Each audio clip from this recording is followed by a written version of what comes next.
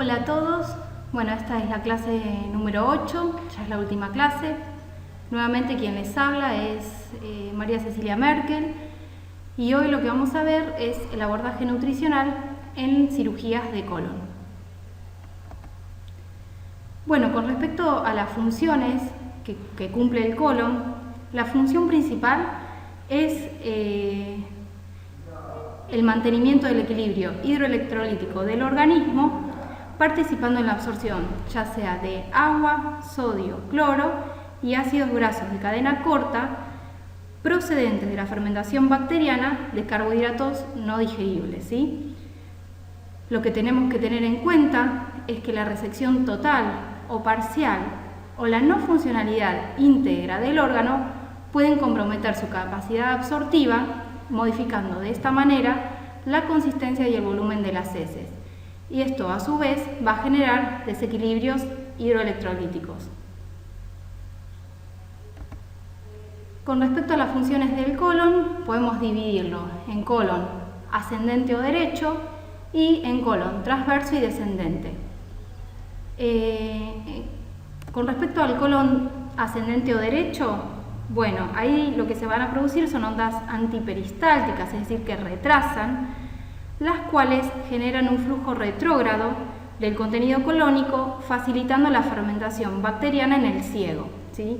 Es decir, que la principal función del colon derecho es la de absorción, a diferencia del colon izquierdo y transverso, que aquí lo que se generan son movimientos peristálticos, es decir, son movimientos de avance que impulsan el contenido fecal en sentido distal, ¿sí? Por lo cual la función principal en el colon izquierdo es de almacenamiento de heces y funciona como órgano propulsor. Debemos tener en cuenta y saber que la velocidad del tránsito disminuye en sentido distal. Luego de una resección, ¿sí?, que puede ser por un tumor u otro motivo, se puede mantener la continuidad del colon realizando una anastomosis entre dos extremos, lo que se llama entero-anastomosis, que esto ya lo habrán visto en la clase que dio el cirujano, y se puede obtener, según el caso, una hemicolectomía derecha o una hemicolectomía izquierda. En el caso de la hemicolectomía derecha, lo que se va a realizar es una ilion transverso anastomosis, y cuando ocurre esta cirugía, lo que sucede es que se pierde el mecanismo antiperistáltico del ciego y de la válvula iliocecal. Si además se ha resecado el ilion distal, se produce un mayor flujo de sales biliares, que estas son no absorbidas, con la consecuente disminución del tránsito y la presencia de diarreas. Es decir, que lo que se produce es un aceleramiento del tránsito, ¿sí? Y todavía es mayor si no hay ilion distal. En los primeros días posoperatorio, la materia fecal se va a caracterizar por presentar una consistencia más líquida y de mayor volumen respecto a los días posteriores, ¿sí? Por lo cual, la dieta en el posoperatorio inmediato va a ser reducida en residuos, es decir, limitada en residuos, es decir, lo que vamos a dar es una dieta astringente, ¿sí?, que esta se va a ir progresando según la tolerancia que presente el paciente. Es muy importante también considerar la ausencia de ilion, porque en este caso obviamente las diarreas van a ser mayores. Bueno, algunas de las recomendaciones dietéticas en la hemicolectomía derecha es fraccionar la alimentación en pequeños volúmenes, ingerir un mínimo de 1,5 litros de líquido por día, que también lo vamos a intentar repartir en pequeños volúmenes, y agregar sal a todas las comidas en caso de que no haya contraindicación, ¿sí?, en caso de que el paciente no sea hipertenso. También es muy importante, obviamente masticar bien los alimentos y comer en un ambiente tranquilo. Bueno, con respecto al plan de alimentación en el posoperatorio inmediato, vamos a ver que en cuanto a la lactosa, se van a preferir los alimentos con bajo contenido en lactosa en un primer momento, ¿sí? Y esto luego se va a ir progresando conforme a la tolerancia que presente el paciente. Bueno, con respecto a las carnes, se pueden indicar carne roja, pollo, pescado, sin distinción ni del tipo ni en un orden específico, ¿sí? Y en el posoperatorio inmediato lo que se van a preferir son cortes magros, ¿sí? El huevo se puede indicar sin ningún problema y se puede indicar entero. Con respecto a las verduras y las frutas, estas van a ser a predominio de fibra soluble y cocidos en una primera etapa, ¿sí? En el posoperatorio inmediato. Después, obviamente, esto va a ir en progresión. Con respecto a los cereales y derivados, obviamente lo que tenemos que evitar son los productos integrales con alta cantidad de fibra y las legumbres, que también son alimentos que tienen alta cantidad de fibra. Con respecto a los alimentos grasos, se pueden aceites de cualquier tipo, ¿sí? No hace falta uno específico, y se va a agregar manteca en una segunda etapa. Con respecto a las bebidas, evitar lo que son las bebidas gasificadas, ¿sí? Como, bueno, esto es como en cualquier posoperatorio. Y es muy importante progresar la alimentación en cuanto al paciente nos demuestre, también por la consistencia de las heces, que se puede ir, digamos, avanzando en la dieta, ¿sí? Recuerden que esto en un principio, en el posoperatorio inmediato, va a ser una dieta astringente, baja en fibra, pero que esta dieta se tiene que ir progresando conforme a la tolerancia que presenta el paciente. Bueno, en cuanto a la hemicolectomía izquierda, bueno, acá lo que se va a realizar es una transverso sigmoide o transverso recto anastomosis. En general, en la hemicolectomía izquierda no se producen pérdidas hidrosalinas ni aumento del número de deposiciones, ¿sí? Dado que en realidad la función principal de absorción se realiza en el hemicolón derecho, como ya vimos. Por ello, las heces se van a encontrar más formadas. El inicio de la dieta, ¿sí?, es con residuos modificados por cocción y a predominio de fibra soluble. La progresión alimentaria aquí suele ser mucho más rápida que en la hemicolectomía derecha. Podemos decir que en el posoperatorio es un posoperatorio habitual, pos 1, pos 2, y a medida que la materia fecal va tomando consistencia, ya generalmente la progresión es rápida y pronto el paciente va a estar comiendo una dieta general. Perdón. Entonces, ¿qué tenemos que recordar? Que en la hemicolectomía izquierda la dieta es de rápida progresión, mucho más rápida que la derecha. Bueno, también lo que puede ocurrir es que luego de una cirugía se realice una ostomía, ¿sí?, que puede ser definitiva, cuando es para toda la vida, o temporal, cuando se cierre en un segundo tiempo o en una segunda etapa. Se puede realizar, digamos, se va a realizar una ileostomía en el caso de una colectomía total.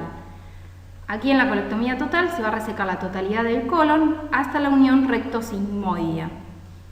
El agua no absorbida se pierde con las heces, produciendo, digamos, una pérdida hidrosalina muy severa y generando un patrón de difícil recuperación. Entonces acá las heces van a ser muy frecuentes y de consistencia líquida. Por eso es muy importante considerar el estado de hidratación del paciente, ¿sí? Generalmente se hace mediante los ingresos y los egresos, ¿sí?, a través de un balance. El contenido ileal es líquido y la descarga va a ser continua. Además, este contenido va a aumentar, digamos, luego de las comidas y también cuando se produzcan transgresiones alimentarias. Ahí la descarga es mayor. Durante la primera semana el débito es de alrededor de 1000 a 1500 mililitros día, pero este débito generalmente suele disminuir hasta 300 u 800 mililitros, ¿sí? Por día. La pérdida de sodio obligada es de 30 a 40 miliequivalentes día, que en general suele reponerse con una ingesta normal de alimentos, ¿sí? Y con respecto, la malabsorción de ácidos biliares y la vitamina B12 es frecuente, es algo frecuente cuando se reseque el ilion distal. Entonces, cuando se reseca el ilion distal, se debe considerar la suplementación de la vitamina B12 y otra vitamina que se debe tener en cuenta es la vitamina C, porque generalmente los alimentos fuentes de esta vitamina, que son los cítricos, en general no son bien tolerados por los pacientes. Entonces, eso también se debe considerar.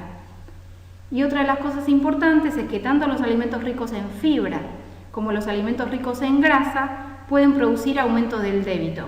Entonces, aquí se deben evitarse en el plan de alimentación.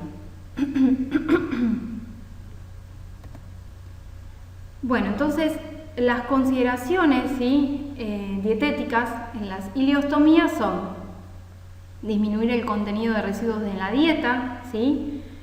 Considerar la correcta hidratación del paciente, midiendo ingresos y egresos, es decir, mediante un balance, agregar sal a todas las comidas, también en caso de que no haya contraindicación, considerar la suplementación de vitamina C, considerar la suplementación de vitamina B12 en ausencia de ilion distal y también incorporar el uso de fibra soluble, lo que se conoce como Psyllium o el nombre comercial es Metamucil, cuando el débito sea de difícil manejo y muy elevado, ¿sí?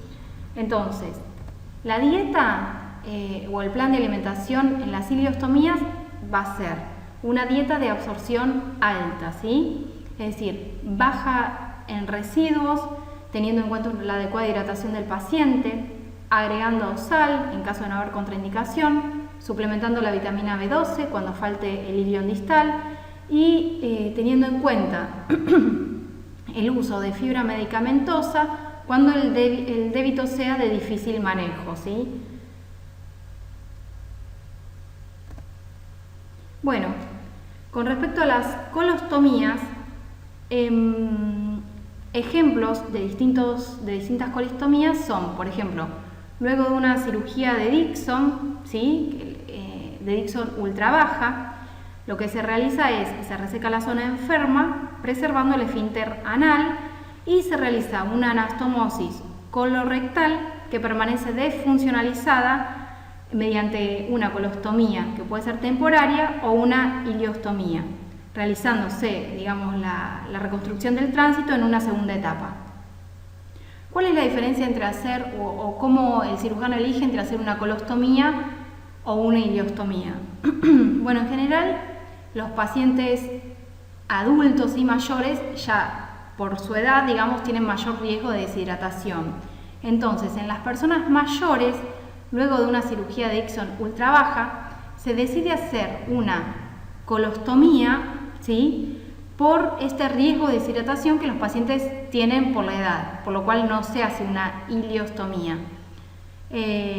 Y en el caso de personas jóvenes, que ahí no hay riesgo de deshidratación por la edad, se suele hacer una ileostomía, que obviamente el manejo de la ileostomía es más cuidadoso, ¿sí? Es más complicado que el de una colostomía.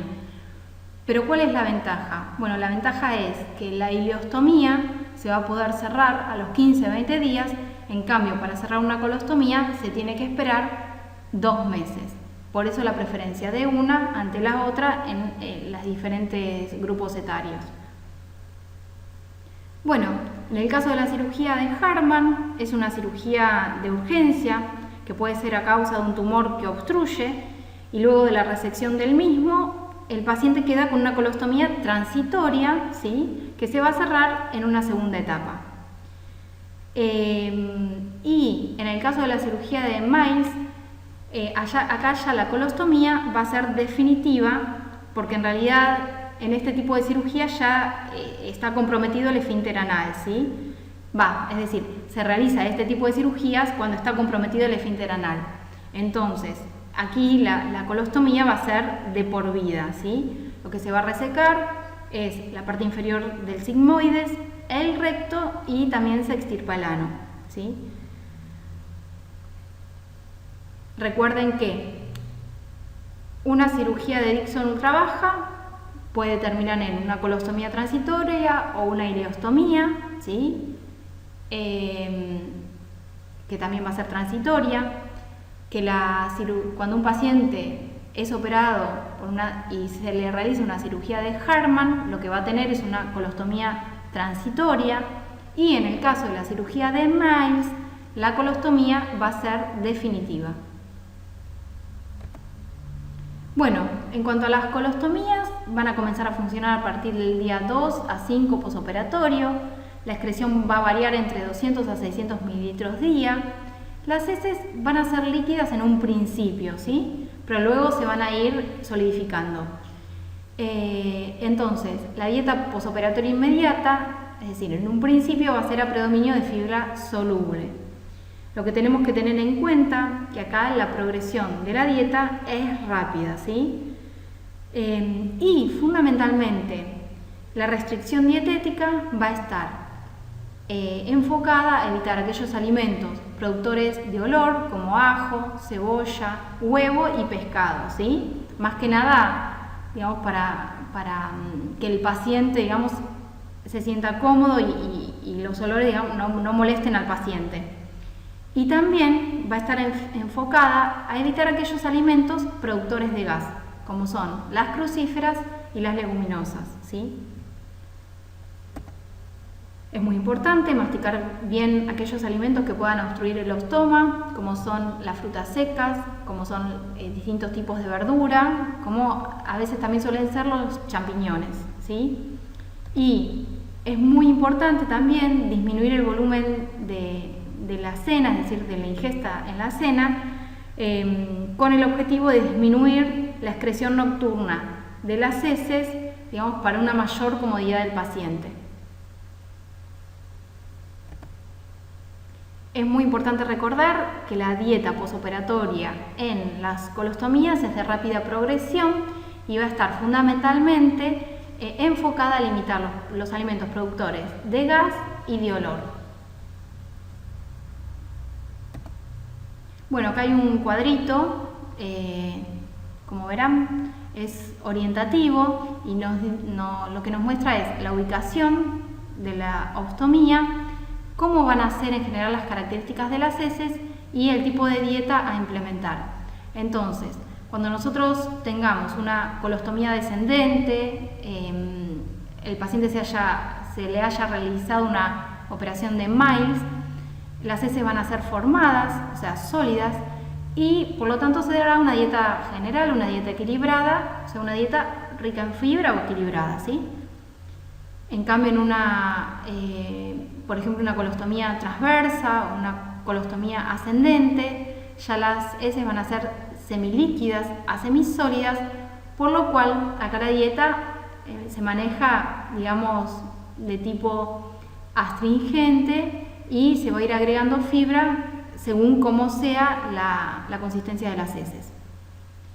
En el caso de la secostomía o una ileostomía, las heces van a ser semilíquidas a líquidas, por lo cual aquí ya la dieta va a ser de absorción alta, ¿sí?